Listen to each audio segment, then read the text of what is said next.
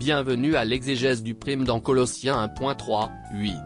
Ceci est la première partie d'une étude en deux parties de Colossiens 1.2.3, 8, dans la série Biblical Insights Commentary. Dans cette exégèse du texte de l'Écriture, nous tenterons de déterminer la meilleure signification historique possible du texte. La vidéo que vous regardez est un résumé du texte de commentaire révisé de Colossiens 1.2.3, 8. Ici, nous nous concentrons sur le sens alors du texte. Dans la deuxième partie, sur l'exposition, l'accent sera mis sur l'application maintenant du texte à notre époque. Cette vidéo résumera également le commentaire textuel de la partie 2. L'application moderne du texte des Écritures est basée sur la signification historique dérivée du texte. Des suggestions de sermons et de plans de cours sont données. Le texte des commentaires pour les deux sections comptera entre 35 et 55 pages. Les deux vidéos dureront environ 40 à 60 minutes au total. Familiarisons-nous d'abord avec la langue originale de cette lettre de Paul. Voici une lecture du texte grec koine de Colossiens 1.2.3, 8.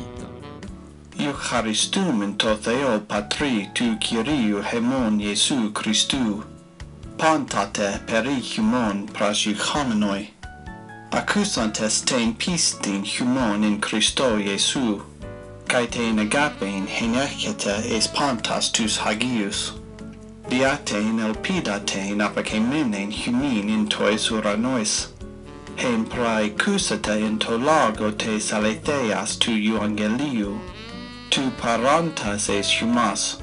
Kathos kai in pantito cosmo. Estin carpa forumenon, kai auxanomenon kathos, kai in humin. Avhes hemeras accusata kai apegnote, ten harin tu theu in aletheia. Kathos emathete apa epaphra, tu agape tu sundulu hemon. Hasestin pistos hyper humon diakonos tu Christou. Hakai delosas hemin ten humon agapen in pneumati. Qu'est-ce que cela signifie? Voici une traduction littérale française du texte grec ci-dessus. 3. Nous rendons toujours grâce pour vous dans la prière, à Dieu le Père du Seigneur notre Jésus-Christ. 4. Ayant entendu parler de votre foi en Jésus-Christ et de l'amour que vous avez pour tous les saints. 5. Pour l'espérance qui est accumulée pour vous dans les hauteurs célestes, que vous avez entendu auparavant dans la parole de vérité, l'Évangile. 6. Existant parmi vous, comme il porte aussi du fruit et croît dans le monde entier, comme aussi en vous, depuis la terre jusqu'au jour quand vous avez entendu et compris la grâce de Dieu en vérité. 7. Comme tu l'as enseigné à Épaphras, notre bien-aimé compagnon de service, qui t'est fidèle en tant que ministre de Christ. 8. Qui nous a aussi fait connaître leur amour dans l'esprit. À ce stade, vous avez peut-être remarqué une très longue phrase en française dans la traduction ci-dessus, couvrant les versets 3 à 8. Parce que dans le texte grec original, il n'y a qu'une seule phrase dans ce passage. La proposition principale de cette phrase se compose des trois premiers mots Eucharistum tout Théo, qui se traduit par nous remercions Dieu. Tout le reste est une extension après coup de la clause principale. Pour cette raison, les traductions modernes ont tendance à diviser cette phrase unique en plusieurs phrases. C'est notre première différence majeure entre le sens alors et maintenant dans le texte. La longue phrase d'ouverture de ce document contient 89 mots. C'est aussi la première des 39 phrases de l'ensemble du document. La longueur de cette première phrase n'est pas inhabituelle pour l'écriture ancienne. Paul lui-même dictera de nombreuses longues phrases dans ses épîtres assignés trouvées dans le Nouveau Testament. Ceux de ce monde avec une meilleure éducation avaient tendance à utiliser plus de phrases qui étaient inhabituellement longues. Colossiens 1.2.3, 8 est un vieux poème de lettres. Les implications interprétatives de cette étiquette sont explorées en détail plus loin dans la section 2.0 littéraire. Mais ici, nous comprenons le prime comme une extension de l'épître de salutation au verset 2 Bicharissimum kai Irénée apothéou patro emon, grâce et paix à vous de la part de Dieu notre Père. La demande de prière devient maintenant l'affirmation de prière continue d'action de grâce aux Colossiens. La motivation qui a commencé avec le salut pour tisser des liens amicaux avec ses lecteurs est maintenant intensifiée par le poème. Ce ton positif donnera à toute la lettre un rôle affirmatif. La clause principale établit rendre grâce à Dieu comme l'idée centrale du poème. Le développement de ce thème trouve une expression détaillée dans les éléments modificateurs du reste du mouvement.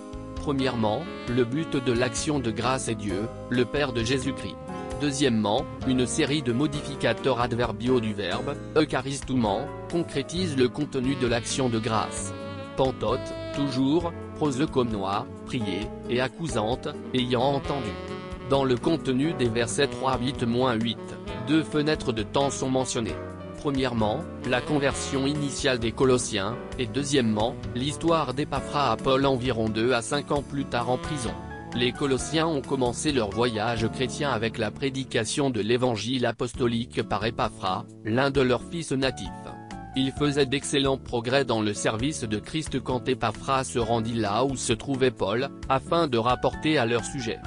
Son rapport enthousiaste à Paul a incité l'apôtre à leur écrire une lettre louant leur progrès au service de Christ.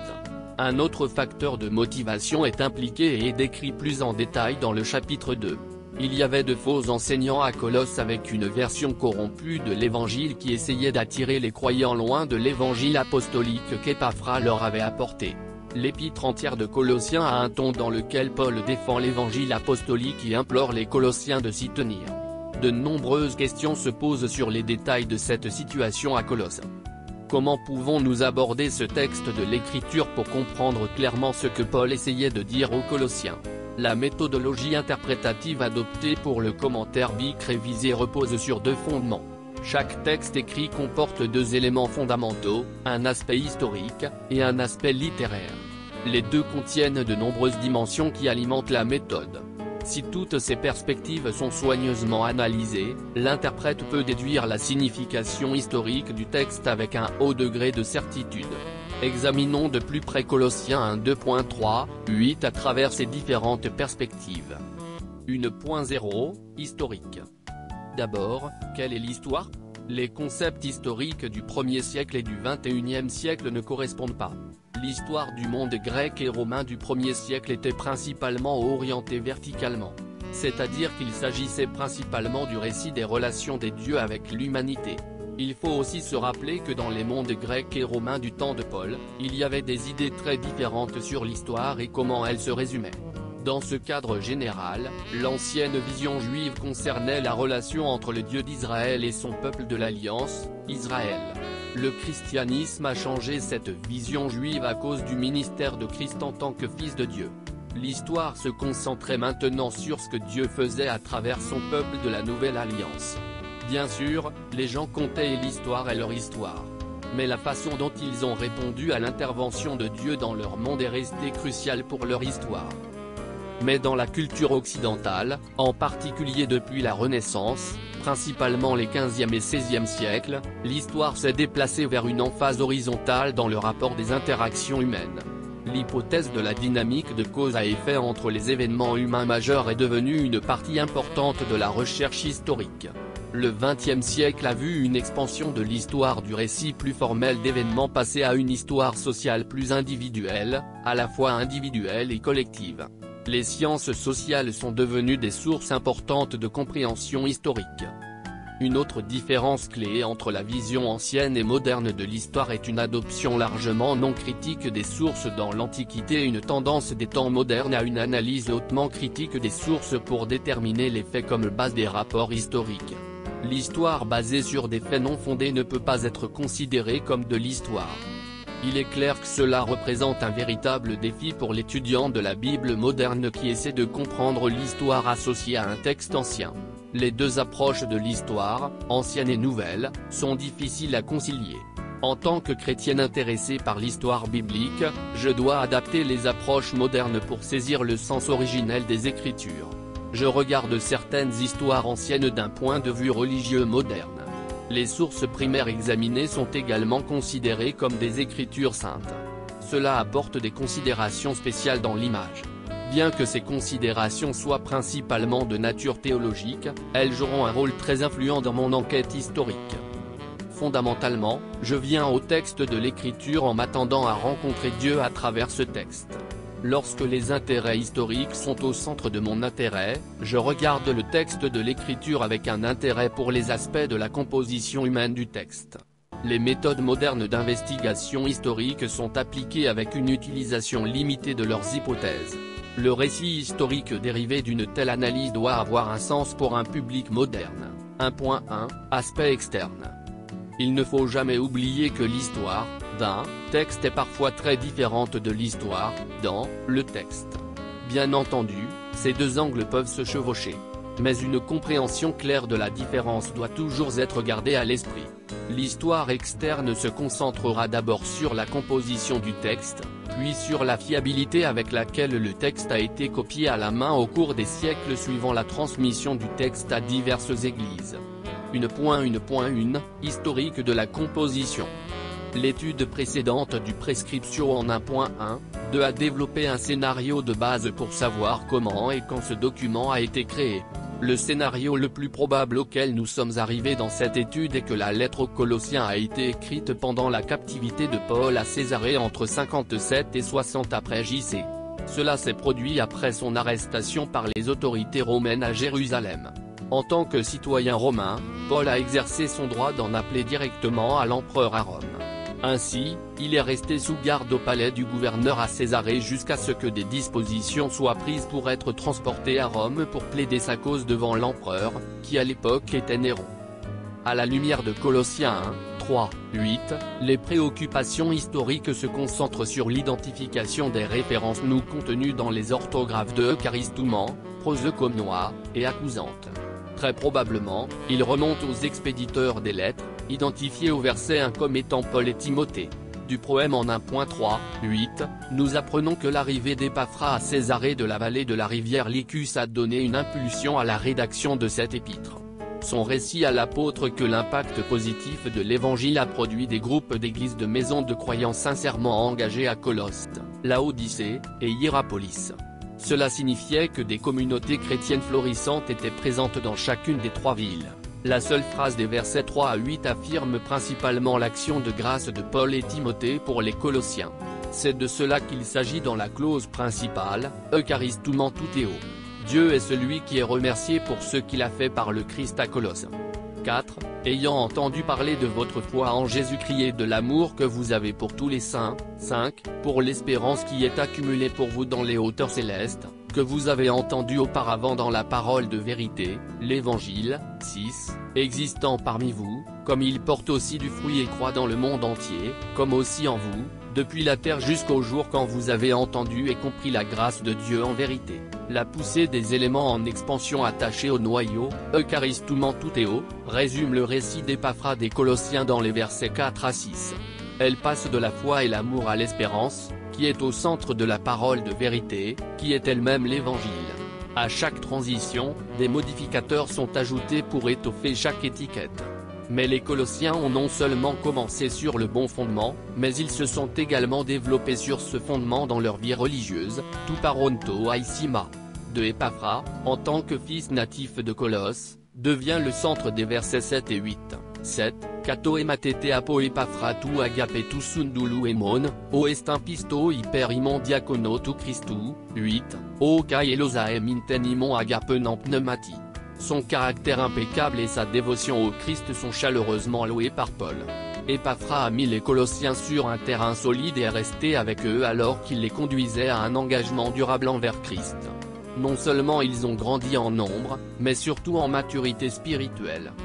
1.1.2 Aspect transcriptionnel. Le deuxième aspect historique externe examine la fiabilité du texte de ces documents au cours des siècles qui ont précédé l'avènement de l'imprimerie. L'importance de ces documents de l'apôtre Paul a été immédiatement reconnue lorsqu'ils sont arrivés à leur désignation prévue. Les laïcs des communautés chrétiennes ont volontairement fait des copies à la main des documents non seulement pour leur groupe, mais aussi pour que ces documents puissent être transmis à d'autres communautés chrétiennes. Lorsque l'empereur romain Constantin est devenu chrétien au début du IVe siècle, la tâche de copier à la main ces documents a été confiée à des scribes formés professionnellement. Cela a conduit à des changements importants dans le style d'écriture, la précision des copies, et les matériaux utilisés pour créer les copies. Des collections de documents ont commencé à circuler au milieu du IIe siècle et, au IIIe siècle, elles étaient produites sur du parchemin plutôt que sur des feuilles de papyrus. Dans le cas de collections différentes ne contenant pas les mêmes documents en circulation, la question de la validité se pose. Le concept de canonisation des écrits joue un rôle important au IIIe–5e siècle. En 367 après J.C., l'évêque d'Alexandre, Athanase, dans sa lettre de Pâques à ses églises, présenta une liste de 27 documents, dans l'ordre de l'Évangile, de l'Histoire, de l'Épître, et de l'Apocalypse, qui étaient généralement considérés comme des écrits du Nouveau Testament. Au sein de l'Empire romain, le latin était la langue officielle du gouvernement et le christianisme occidental a adopté la traduction latine de Jérôme de ces 27 documents comme Nouveau Testament officiel. Les évêques de Rome sont progressivement devenus les principaux dirigeants du christianisme en Occident. Le Concile de Trente a officiellement adopté la Vulgate latine comme écriture sacrée pour l'Église catholique en 1546. La plupart des églises protestantes suivent cette liste. La Bible étant désormais disponible dans la langue commune du peuple, le latin, la tendance à copier les documents grecs du Nouveau Testament a fortement diminué au 8e siècle. Le mouvement d'archéologie biblique qui a commencé à la fin du 19e siècle est en grande partie responsable de la découverte de plusieurs milliers de pièces manuscrites en Afrique du Nord et au Moyen-Orient. Avec des variations de formulation faisant surface dans ces manuscrits, la discipline savante de la critique textuelle est apparue pour déterminer la formulation originale la plus probable du texte grec du Nouveau Testament. Étant donné que les premiers manuscrits existants contenant la plupart ou la totalité du Nouveau Testament ne datent que des 3e et 4e siècles, nous ne pouvons examiner que des copies de l'écriture originale pour déterminer quelle formulation est correcte. Au total, plus de 5600 manuscrits sont désormais consultables dans les bibliothèques universitaires et les musées d'Europe et d'Amérique du Nord. Lors de l'étude d'un texte particulier du Nouveau Testament, tous les manuscrits pertinents contenant ce texte doivent être examinés pour déterminer la formulation originale la plus probable du passage. Qu'en est-il maintenant de Colossiens 1:2.3, 8 ? En principe, le libellé est resté très stable au fil des siècles de copies à la main.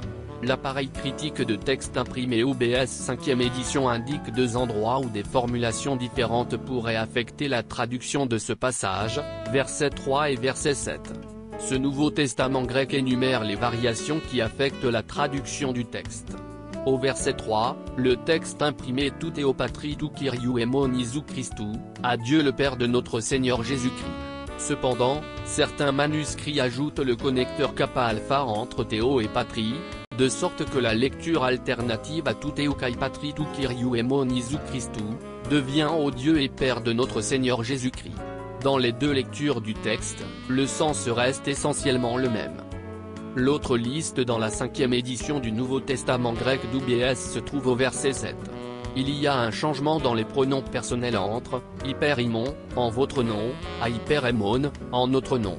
La différence de sens est entre affirmer qu'Épaphras était un fidèle serviteur du Christ au nom des Colossiens, hyperimon, ou un fidèle serviteur au nom de Timothée et de Paul, hyperémon. Le contexte immédiat favorise la première compréhension, tout comme les preuves manuscrites externes et internes. Certes, il n'y a qu'un léger glissement de sens, quelle que soit la lecture choisie. Certainement pas de changement au sens théologique. L'appareil textuel du Nestlé Aland Novum Testamentum Grisi, 28e édition révisée, est plus détaillé et contient 8 endroits où des variations de formulation existent parmi les près de 5000 exemplaires survivants du texte grec de ce passage. Les différences refléteront les améliorations stylistiques apportées par les copistes ultérieurs. Ils essayaient principalement d'aligner le texte grec sur l'orthographe plus naturelle des siècles suivants après l'orthographe originale du 1er siècle. Comme cela devrait être évident à ce stade, il n'y a pas de changement significatif dans la pensée dans aucune des variations. Et surtout, il n'y a aucun changement dans aucune croyance religieuse. Ce que nous voyons ici est très typique de tout le Nouveau Testament. Ainsi, une confiance totale dans l'exactitude de la lecture de textes disponibles est possible. 1.2 Histoire interne. Cette perspective se concentre sur les références historiques intégrées dans le texte lui-même. En 1.3, 8, l'historique établi en 1.1, 2 est élargi pour se concentrer sur Épaphras, qui est présenté au lecteur ici dans le prémé. Il est fait mention de son rôle au début de l'église de Colosse et de son service continu. Et son voyage pour voir Paul en prison est également mentionné. Les versets 4 à 8 contiennent ce matériel. Plusieurs angles de vision sont nécessaires pour saisir pleinement l'histoire intérieure. nous devons examiner les personnes mentionnées, les lieux auxquels il est fait référence, la chronologie représentée, et tout événement spécifique indiqué. L'image collective développée à partir de ces perspectives permet la construction d'un récit historique implicite dans le texte. 1.2.1 Personne. Un nouveau personnage sera introduit dans la 1.3.8. Épaphras devient le centre d'attention. Le nom grec, Épaphras, a été considéré par certains comme une forme abrégée de Épaphrodito, mais cela est de plus en plus contesté par les érudits modernes. Épaphras n'est mentionné que 3 fois dans le Nouveau Testament, Colossiens 1. 7, 4 décembre 2013. Et Philémon 23. Toutes ces références se rapportent à Colosse et ensemble, elles brossent un tableau lumineux de cette personne. Il était entièrement dévoué aux Colossiens, à l'apôtre Paul et au Seigneur. Bien sûr, il y a encore des lacunes dans notre compréhension de lui. Comment s'est-il converti à Christ? Où a-t-il rencontré l'apôtre Paul pour la première fois? Quelles furent les circonstances de sa captivité après son arrivée à Césarée, où Paul était prisonnier? Cependant, la plupart de ces questions restent sans réponse en raison du manque de données spécifiques. 1.2.2, lieu. 3 références en 1.3.8 ont des implications spatiales ou locales, ciel, monde, et parmi vous. Ceci mérite des essais afin que nous ayons une compréhension claire des lieux mentionnés dans le texte. En toise Uranois, dans le ciel, verset 5.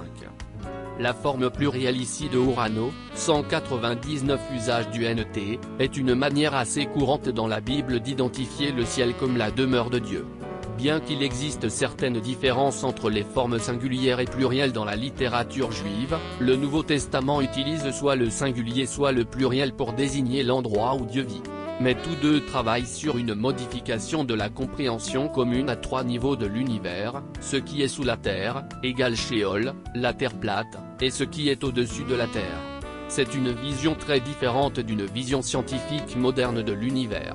Le point de la référence à toise Uranoi, ici est de souligner le dépôt de l'espoir des croyants de bénédiction éternelle pour le jour du jugement devant Dieu au ciel.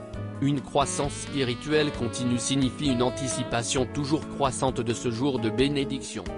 Contrairement aux traditions grecques et romaines selon lesquelles il est pratiquement impossible pour les humains d'atteindre le ciel, et contrairement aux enseignements juifs selon lesquels le ciel n'est accessible qu'à quelques privilégiés qui obéissent pleinement à la Torah, l'évangile apostolique revendique le paradis pour tous ceux qui croient au Christ ressuscité. Ce message d'espoir a eu un impact significatif sur les Colossiens qui ont entendu Épaphras le prêcher et l'enseigner. Beaucoup d'entre eux se sont engagés envers Christ lorsqu'ils se sont convertis. Leur croissance spirituelle a servi à approfondir cette attente. En Pantitou Cosmo, partout dans le monde, verset 6. 2 mots grecs anciens ont été utilisés en référence à ce que nous appellerions terre ou monde. 1. Ga, terre, utilisé en 240 NT, et 2. Cosmos, le monde, 185 fois dans NT. Ga, désigne la terre à partir de la substance de la terre ou de la saleté. Cosmos, se réfère principalement à la terre du point de vue de la structure ordonnée de la société humaine. Des vues à la fois positives et très souvent négatives de Ga, et surtout de Cosmos, apparaissent particulièrement dans les écrits du Nouveau Testament de Jean et Paul.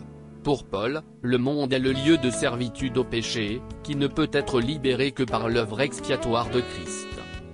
Dans Colossiens 1.2.6, tout le monde fait référence au monde méditerranéen de l'Empire romain. C'était le monde de Paul dans lequel il vivait et servait. Et étant donné les limites géographiques des voyages de Paul au cours de sa vie, un accent particulier a été mis sur la moitié orientale de ce monde antique. Il connaissait et comprenait ce monde. Elle était fondamentalement mauvaise et livrée au péché. La délivrance de cet esclavage, qui ne pouvait être obtenue qu'en Christ, était désespérément nécessaire. Son encouragement était que la conversion des Colossiens faisait partie de cette délivrance vécue dans le monde entier grâce à la prédication de l'évangile apostolique. Kai en Imain, aussi parmi vous, verset 6. Cette phrase est parallèle à la précédente, Kai en Pantitou Cosmo. La préposition spatialement orientée, en, met l'accent sur le lieu avec des objets pluriels comme, imain. Naturellement, cela fait référence au groupe d'églises de maisons dans l'ancienne ville de Colosse. La phrase est implicitement attachée à l'imagerie verbale de la fructification et de la croissance. Ainsi, la communauté chrétienne de Colosse était productive et en expansion. Mais qu'est-ce que ça veut dire? Les deux images de « carpophorum non kai oxanomenon » impliquent à la fois une extension numérique et qualitative. Leur nombre augmentait régulièrement à Colosse. Mais les convertis ont également mûri régulièrement dans leur foi chrétienne. Grâce aux solides conseils d'Épaphras et d'autres, ils en sont venus à mieux comprendre le fait d'être chrétiens. Et ce qu'ils ont appris, ils l'ont mis en pratique dans leur vie quotidienne. 1.2.3 heures. Au moins 7 marqueurs de temps différents apparaissent dans 1.3.8. Premièrement, il y a les marqueurs de temps adverbiaux attachés au verbe au présent, eucharistomon, pantote, prosekomnoa, et accusante. Ces marqueurs définissent le temps de différentes manières. L'adverbe, pantote, verset 3, précise l'action continue et accentue encore l'action continue de rendre grâce, déjà confirmée par le présent du verbe, eucharistomon. La nature contextuelle de l'action qui se déroule suggère un schéma régulier dans lequel prier Dieu. Pour le Paul juif, cela signifiait très probablement 3 fois par jour. Cela inclurait également toutes les prières supplémentaires offertes au-delà de ces heures fixes pour les prières quotidiennes. Ensuite, il y a le participe au présent, prosekomnoa, verset 3, comme modificateur adverbial du verbe de base. Ce participe définit les prières en cours qui sont, périlimon, pour vous. Chaque mention des Colossiens dans les prières de Paul contient des expressions d'action de grâce à Dieu. Quand ce modèle de prière a-t-il commencé? Le second participe aoriste, accusante, verset 4, définit intrinsèquement le point de départ de ces prières d'action de grâce, après avoir entendu parler de votre foi et de votre amour. Cela fait allusion au récit donné à l'apôtre de l'arrivée d'Épaphras à Césarée. Il est aussi explicitement défini au verset 8 par un autre participe aoriste, o kaidelosaemin, qui nous a aussi informés. Une autre paire de verbes aoristes, ekusat kai peniot, verset 6, donne l'époque de la conversion initiale par les Colossiens, du jour où vous avez entendu la grâce de Dieu et saisi. Dans le contexte, cela fait référence au début du ministère d'évangélisation d'Épaphras dans la vallée de la rivière Lycus. Quand était-ce? Apparemment, c'était après qu'Épaphras soit devenu chrétien et soit tombé sous l'influence de l'apôtre Paul. Il a peut-être fallu environ 2 à 5 ans avant qu'il ne rende visite à Paul en prison. Cela aurait été pendant le ministère de plus de 2 ans de Paul à Éphèse au début des années 50. Luc décrit cela en détail dans les chapitres 19 et 20 des Actes. Le verbe aoriste pyro omicron eta kappa omicron sigma alpha tau epsilon, vous avez déjà entendu, verset 5, fait également allusion à la même époque. Deuxièmement, certaines marques soulignent la période allant de la conversion à la visite d'Épaphras à Paul. La durée de cette période n'est pas directement indiquée dans le texte de l'Écriture. Le présent de certains participes accentue cette période étendue. Ten apokemenon qui s'emmagasine verset 5, tout paronto aisima, qui persiste en verset 6, et surtout, est un carpophorum non kai oxanomenon, porte du fruit et grandit verset 6. De bonnes choses ont continué à arriver aux croyants du Colosse après leur conversion à Christ. Celles-ci ont commencé à la conversion et se sont poursuivies quand Épaphras a voyagé pour voir Paul. 1.2.4 Événements. La différence entre les événements et les heures est que les heures font référence à des horodatages généraux tandis que les événements font référence à des événements spécifiques dans un laps de temps. Ils représentent généralement des événements importants. Les marqueurs temporels, qui peuvent être appelés événements, sont associés à des éléments particuliers. Dans ce poème des Colossiens, 2 événements significatifs sont mentionnés, ainsi que le temps qui les sépare. Ces événements sont les débuts du christianisme dans la vallée de la rivière Lycus et la visite d'Épaphras au prisonnier Paul. Bien que certains détails soient fournis dans le texte et les écrits connexes, il existe des détails non rapportés que nos esprits modernes aimeraient connaître. Certains de ces détails peuvent être indirectement conjecturés pour la création d'une chronologie en se référant à d'autres sources anciennes. L'indication la plus claire du point de départ vient du verbe aoriste, hématete apo Épaphras, vous avez tous appris d'Épaphras, verset 7. L'action spécifique incarnée dans ce temps grec indique clairement un point de départ, fonction constative. Mais le contexte ici permet une extension de l'idée pour inclure la période après l'action achevée, en mettant l'accent sur les conséquences durables de l'action achevée, fonction de consummatif. Nous n'avons rien d'exactement comparable à cette idée dans la langue française. L'idée suivante en français est le temps parfait avec un accent sur l'achèvement de l'action. Par conséquent, émathété pourrait être traduit par « vous avez tous appris » et non par la forme imparfaite « vous appreniez ». Une autre indication claire du point de départ est la clause relative au verset 6, « Afimra ekusat kaye peniot ten karin tout et ou en aletea, depuis le jour où vous avez entendu et compris la grâce de Dieu en vérité ». Ce passage marque le début de la fécondité et de la croissance parmi les croyants de Colosse. Ensemble, ces deux références indiquent un premier ministère d'Épaphras dans la ville qui a conduit à la conversion des résidents locaux. Cela soulève la question, quand est-ce arrivé ? Paul n'a pas jugé nécessaire de donner plus de détails temporels sur ce ministère réussi d'Épaphras. Ses lecteurs cibles le savaient déjà. Il déclare simplement qu'il connaissait maintenant aussi le point de départ grâce à Épaphras qui le lui avait rapporté. L'authenticité de ce point de départ est l'aspect le plus important pour Paul. Une déclaration est faite par Luc dans Actes 19h10 qui est possible ici, tuto de egeneto et pieta dio, host pentatus katoa kauntaten eigen accuseton logontu kiriou, liudaiuteka yelna, mais cela s'est passé sur 2 ans pour que tous les habitants de l'Asie entendent la parole du Seigneur, des Juifs et des Grecs. La prédication de l'Évangile par Paul à Éphèse s'est répandue dans toute la province romaine d'Asie, qui comprenait la vallée de la rivière Lycus à environ 100 000 à l'est. Alors que des gens de toute la province se rendaient dans la ville portuaire centrale d'Éphèse, ils sont au moins entrés en contact avec la prédication apostolique de l'Évangile, soit directement par l'intermédiaire de Paul, soit par l'un de ses associés. La fin du laps de temps impliqué dans un 2.3.8 est l'arrivée d'Épaphras à l'endroit où Paul était en prison. En 1.1.2, nous avons conclu que c'était très probablement à Césarée, 57-60 après JC. L'indication la plus claire en est l'expression du participe aoriste, o kaidelosaima, qui nous a aussi enseigné, verset 8. Le ministère prolongé de Paul à Éphèse a eu lieu du début au milieu des années 50. Un peu moins d'une décennie s'est écoulée entre ces deux événements qui font l'objet du proème.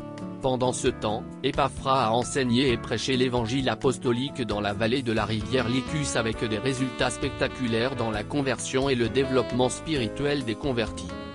Le message qu'Épaphras a apporté à Paul l'a incité à dicter une lettre à Timothée, qui a été emmené dans la vallée de la rivière Lycus et lu aux différents groupes d'églises de maison. Épaphras aurait été une personne logique pour apporter la lettre à Colosse. Mais un aperçu de Philémon 23 indique pourquoi il n'est pas revenu à Colosse. Dans la lettre d'accompagnement à Philémon, qui vivait également à Colosse, Épaphras est identifié par Paul comme « Au Sinaïk Malotomou, mon compagnon de captivité ». À son arrivée à Césarée, Épaphras lui-même avait été fait prisonnier par les autorités romaines. Bien sûr, nous ne savons rien des détails, à part le fait que le terme utilisé ici implique l'emprisonnement partagé. Un détail possible émerge de la discussion sur les faux docteurs actifs à Colosse, voir chapitre 2. Épaphras a peut-être ressenti le besoin d'obtenir des conseils de Paul sur la façon de traiter avec ces personnes. Cela peut alors avoir incité le voyage à Césarée pour voir Paul. 2 phrases du proème pointent vers ce problème, qui est développé au chapitre 2, en tout logo tes aletheia, par la parole de vérité, verset 5, et, en aletheia, en vérité, verset 6. Il n'est pas clair, cependant, que ce problème ait nécessité le voyage pour voir Paul. Le traitement par Paul dans la lettre du sujet des hérétiques dans la ville n'éclipse pas l'orientation positive fondamentale de la lettre. C'est une reconnaissance de la dévotion inébranlable des Colossiens à l'évangile apostolique qui leur a d'abord été apporté par Épaphras. Paul a principalement appelé les Colossiens à rester fidèles à l'évangile apostolique qu'Épaphras leur avait enseigné. Les paroles de Paul dans le proème donnent un bref aperçu du rapport qu'Épaphras lui a donné sur la situation dans la région de la vallée de la rivière Lycus de la province romaine d'Asie. Ce récit est devenu la base du contenu de la lettre, car Paul a interprété ce qu'Épaphras lui disait. Il est donc très compréhensible que Paul conclut avec un grand éloge d'Épaphras.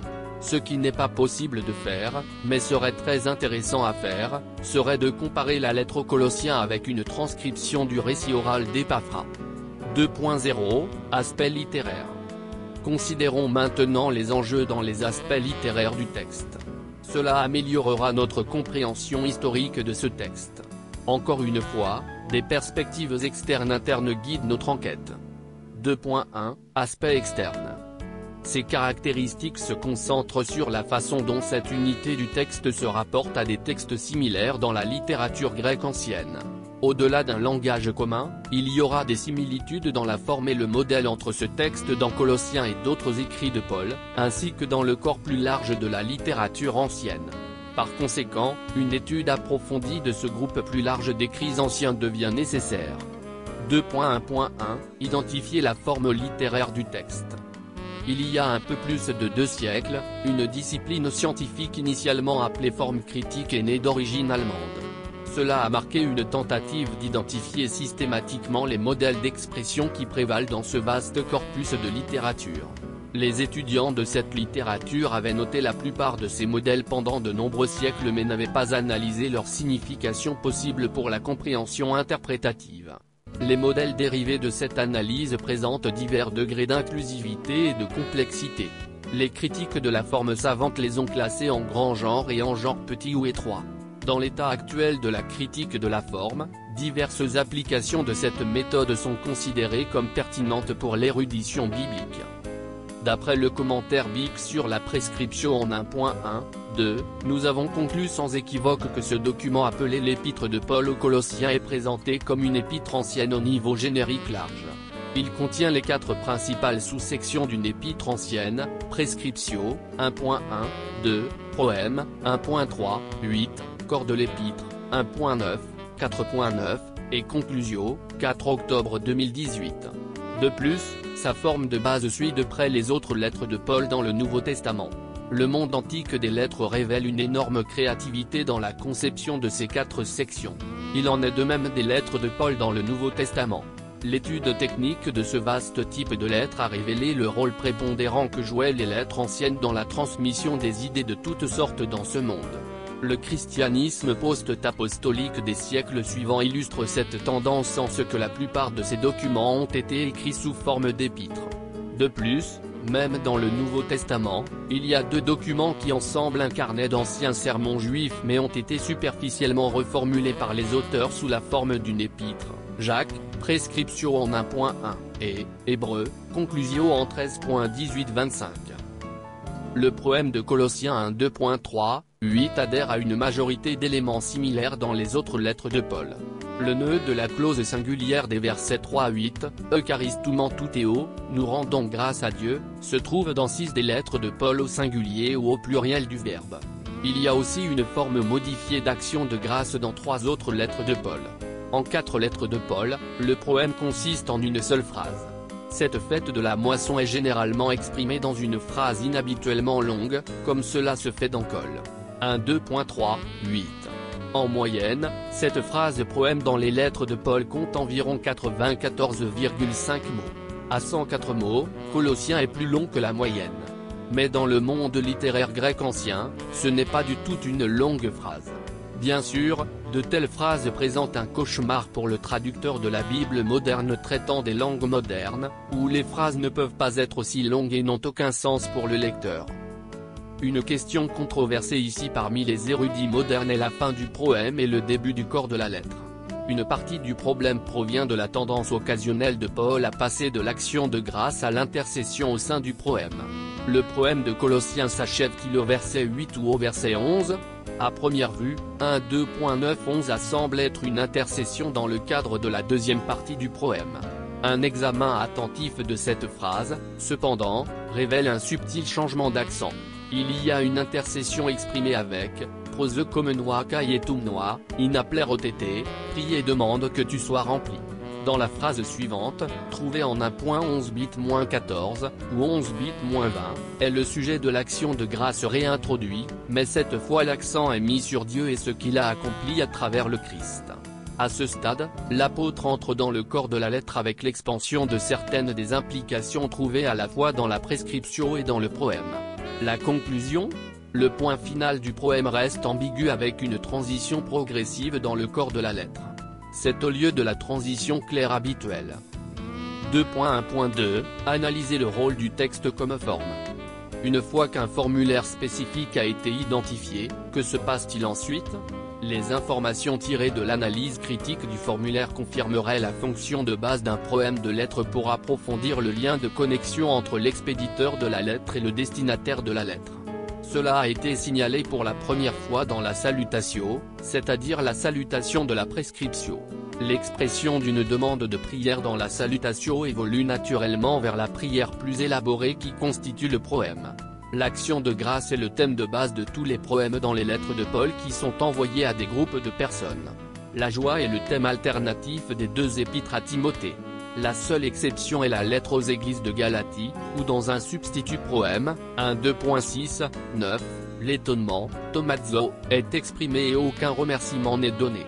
Un deuxième rôle pour l'épître proème, en particulier tel que Paul l'utilise, est de suggérer d'autres thèmes possibles à aborder dans le corps de l'épître. Les deux buts sont clairement évidents dans le proème des Colossiens. Le thème général du salut sigma omega tau eta rho alpha, mentionné pour la première fois dans le prescriptio, est développé plus en détail ici dans le proème. Cela inclut la foi humaine, l'amour et l'espérance. L'accent est mis sur le Christ Jésus. C'est un engagement continu envers Dieu qui change la vie et qui nous pousse à aimer ceux qui nous entourent. On ne le trouve que dans l'évangile apostolique prêché comme la parole de vérité. Épaphras a fidèlement transmis ce message dans la vallée de la rivière Lycus, conduisant à la création de plusieurs groupes d'églises de maisons de croyants servant Dieu en tant que chrétiens. En apprenant à les connaître à travers Épaphras, Paul développe un amour profond pour ces personnes, ce qui le motive à remercier Dieu pour eux et à prier pour leur croissance continue. Ces expressions du proème sont certainement à la base du développement du corps de la lettre. 2.2, Aspect interne, structure littéraire. Nous sommes maintenant prêts à examiner le contenu du proème d'un point de vue littéraire. Ceci est comparable à l'examen d'une forêt. Nous regardons chaque arbre, puis adoptons une vue holistique pour voir des modèles dans l'arrangement de ces arbres. Cela fournira un aperçu utile du message du texte. 2.2.1, Développer une compréhension de la formulation du texte. Pour examiner chaque arbre de cette forêt littéraire, il faut analyser chaque mot grec du texte dans sa langue d'origine. Cela a déjà été fait dans le commentaire BIC en ligne, et est également disponible en ligne sous forme de fichiers PDF séparés. Nous résumons ici les résultats de cette analyse. Il est très intéressant de voir comment Paul a utilisé la distinction entre le présent grec et le temps aoriste pour établir la chronologie dans le poème. Il y a 15 verbes au total dans le texte. 9 sont au présent et 6 sont à l'aoriste. Fondamentalement, au présent, les anciens Grecs représentaient le temps comme un processus, souvent sans début ni fin définie. Mais la forme du temps aoriste du grec ancien représente le temps comme une action achevée, un peu comme un événement. Dans ce texte, les formes aoristes précisent soit le rapport d'Épaphras à Paul lors de son arrivée à Césarée, accusante, après avoir entendu, verset 4. Délosa, informé, soit, elle représente le ministère d'évangélisation initial d'Épaphras à Colosse, Écousat Kai Péniote, vous avez entendu et compris, verset 6, et, Précousat, vous avez tous déjà entendu, verset 5. Ainsi, les verbes temps aoristes définissent les points de début et de fin de la durée dans le proème. La chronologie du proème peut être représentée comme suit. Point 1, point 2, point 3. Le premier point correspond au ministère initial d'Épaphras évangélisant la vallée de la rivière Lycus. Cela s'est probablement produit entre le début et le milieu des années 50. Le deuxième point correspond à l'arrivée d'Épaphras à Césarée, où il rend compte à Paul et Timothée de ce qui se passe à Colosse. Cela s'est produit entre 57 et 60 après JC. Il y avait environ 2 à 6 ans entre les points 1 et 2. Le point 3 correspond au moment où la lettre aux Colossiens a été écrite, en tant que réponse de Paul au rapport d'Épaphras. Combien de temps s'est écoulé entre le rapport et la lettre ne peut pas avoir été beaucoup. Mais l'épître aux Éphésiens, avec celle à Philémon, a également été écrite en même temps. De plus, une autre épître de Laodicée, Tenikei Laodikia, est mentionnée dans Colossiens 4h16 comme étant incluse dans ce groupe. L'utilisation prédominante des verbes au présent fait référence à la période allongée soit entre les points 1 et 2, soit entre les points 2 et 3. Le verbe central, eucharistumon, au présent, en particulier avec l'adverbe temporel, pantote, verset 3, couvre la deuxième période du rapport d'Épaphras. mais les formes verbales suivantes au présent, échette, verset 4, apokemena, verset 5, paroneto, verset 6, estin carpophorum non kai oxanomenon, verset 6, et estin, verset 7, revenir au début, point 1, puis transmettre à la rédaction de la lettre, point 3. La phrase participative circonstancielle estin carpophorum non, verset 6, remonte, en partie, plus loin que le premier point. L'engagement durable envers Christ pris par les Colossiens au début est l'accent temporel primordial du poème. Cet aspect des événements a particulièrement motivé Paul à rendre grâce pour les Colossiens. Cependant, ce qui est arrivé spirituellement aux Colossiens est l'accent le plus important. Et il se concentre sur le salut que Dieu fournit en Christ. Dans le poème, l'accent est mis sur la foi, l'amour, l'espérance, l'écoute, la compréhension et l'enseignement. Ces qualités se rapportent à l'action salvifique de Dieu. Il s'agit d'une extension des frères saints et fidèles dans la prescription. Ces points seront développés plus tard dans des discussions plus détaillées dans le corps de la lettre. L'accent est mis sur la provision de Dieu pour le salut en Christ. Il est notre Père verset 2, et cela s'étend à Dieu, qui est le Père de Jésus-Christ, qui est notre Seigneur, verset 3. Il reçoit également une attention considérable dans le corps de l'épître. Tout cela était pour confirmer l'exactitude de l'acceptation par les Colossiens de l'évangile apostolique qui leur était prêché par Épaphras. Ils n'avaient pas besoin de changer ce message. Ses racines dans la commission apostolique de Paul de Dieu, verset 1, et sa transmission à travers Épaphras, verset 4, 8, les place sur la bonne voie vers le salut éternel. 2.2.2 Évaluer l'agencement structurel du texte. Bien qu'il existe plusieurs façons de le faire, l'utilisation du schéma fonctionnel fournit une image visuelle claire de l'arrangement. Une copie séparée du diagramme complet de Colossiens 1.2.3.8 est disponible dans les fichiers PDF en ligne schéma fonctionnel, texte grec et schéma fonctionnel, texte français. Nous résumerons ici les observations dérivées du graphique. La clause principale des versets 3 à 8 provient des trois premiers mots grecs, eucharistumon toutéo, nous remercions Dieu. Tout le reste de la phrase se développe à partir de cette idée centrale. Deux extensions sont attachées à ces trois mots. Premièrement, comme objectif de « toutéo » à Dieu, Dieu n'est pas seulement notre Père céleste, patroïmon, verset 2, mais aussi le Père de Jésus-Christ qui est notre Seigneur. Et ces relations sont plus intenses puisque « patrie » est un modificateur appositionnel de « théo » qui est parallèle à « théo patro » au verset 2. La plupart des extensions sont attachées au verbe « eucharistumon » en tant que modificateur adverbiaux. Ces modificateurs sont l'adverbe temporel, pantote, toujours. Le participe temporel adverbial, proseconoir, pendant que nous prions. Et le participe temporel adverbial, accusante, après avoir entendu. Ce dernier participe fait référence au rapport d'Épaphras lors de sa visite chez Paul. Il est ensuite considérablement élargi dans les versets 4 à 8 par de nombreuses expressions de clauses subordonnées. Leur foi et leur amour sont basés sur l'espérance. Cette triade est au cœur de la parole de vérité, qui est l'évangile apostolique. Ce message s'est propagé dans le monde de Paul depuis la première arrivée d'Épaphras à Colosse. Essentiellement, cet évangile proclame la grâce de Dieu. Épaphras l'a fidèlement proclamé aux Colossiens dès le début. Arrivé à Césarée, il raconta tout cela à Paul, ainsi que leur amour pour l'apôtre, que les Colossiens n'avaient pas vu en personne. Cette phrase est présentée comme la prière d'action de grâce de Paul à Dieu pour les Colossiens. 2.2.3 Évaluer le rôle contextuel du texte. Le dernier angle littéraire que nous examinerons concerne le rôle contextuel de ce texte par rapport au reste du document. Nous avons identifié un point 3.8 comme la lettre proème. Pourquoi cet élément a-t-il été ajouté à la plupart des lettres anciennes? Elle prend toujours la forme d'une prière adressée à la divinité, généralement au nom du destinataire de la lettre.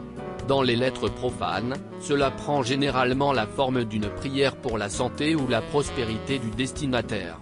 Mais dans les lettres de Paul, l'accent primordial est de rendre grâce à Dieu pour les destinataires. Chez Paul, l'action de grâce découle du souhait de prière dans la salutatio pour la continuation de la grâce et de la paix. De plus, le proème dans les lettres de Paul donne généralement un aperçu des sujets à couvrir dans le texte des lettres. Cela se trouve clairement dans le proème des Colossiens. L'idée de base que la grâce et la paix de Dieu continuent de couler dans la vie des croyants colossiens, qui est exprimée dans la Salutatio, Charissima Kai Irene Apoteu Patroimon, verset 2 bit, est développée en un résumé de leur conversion et de leur progrès dans le bal. Cette idée centrale devient alors la base du contenu de la lettre, qui est en grande partie un appel à se conformer à cet évangile apostolique. À la fin du primo verset 8, Paul commence la transition vers le corps principal de la lettre avec les versets 9 à 11. Quelques répétitions avec des phrases similaires de la surface proème. Par exemple, Afimrae Kusamen, au verset 9 avec, Afimrae Kusat, au verset 6. Aussi, Hyperimon prosekomnoa, au verset 9 avec, Periimon prosekomnoa, au verset 3. Mais ceux-ci ont tendance à indiquer des directions quelque peu différentes dans les versets 9 à 14. Ainsi commence le développement plus détaillé du thème plus large du salut. Conclusion sommaire. Avec des actions de grâce pour les Colossiens sur la table du proème, Paul est prêt à élaborer sur le message de l'évangile d'Épaphras que les Colossiens avaient accepté. En 1.9, il continuera à le faire. Mais pas d'une manière rigide et en bois. Au contraire, de manière très créative, il construit ligne par ligne l'image du salut de l'évangile apostolique, organisée autour de la double structure typique de la foi et de la pratique. Il faut se rappeler qu'il s'agit d'une lettre et non d'un traité systématique. La représentation utilisée parle de la situation très réelle à Colosse. Cependant, la lecture d'Éphésiens, de Philémon et de l'épître aux Laodicéens dans un paquet avec Colossiens ajoute quelques détails sur le salut. Mais cette lettre est adressée à l'église de Colosse, telle qu'elle existait à la fin des années 50. Alors, comment ce texte s'applique-t-il à nous près de 2000 ans plus tard? La réponse à cette question est donnée dans la deuxième partie de cette étude. Dans cette section suivante, les modalités d'application d'un texte ainsi que les applications possibles de ce proème sont examinées. Rappelez-vous que l'exégèse fait référence au développement d'une signification historique du texte, tandis que l'exposition fait référence à l'application moderne de ce texte. Cet éventail d'applications possibles doit rester dans les limites du sens spirituel qui se dégage des conclusions de l'exégèse. Résumer les idées de la présentation proème, trouvée dans la deuxième partie du commentaire BIC, sera l'intention de la deuxième vidéo proème. Je pense que vous serez agréablement surpris de voir à quel point le Colossiens proème est pertinent pour notre expérience d'église moderne.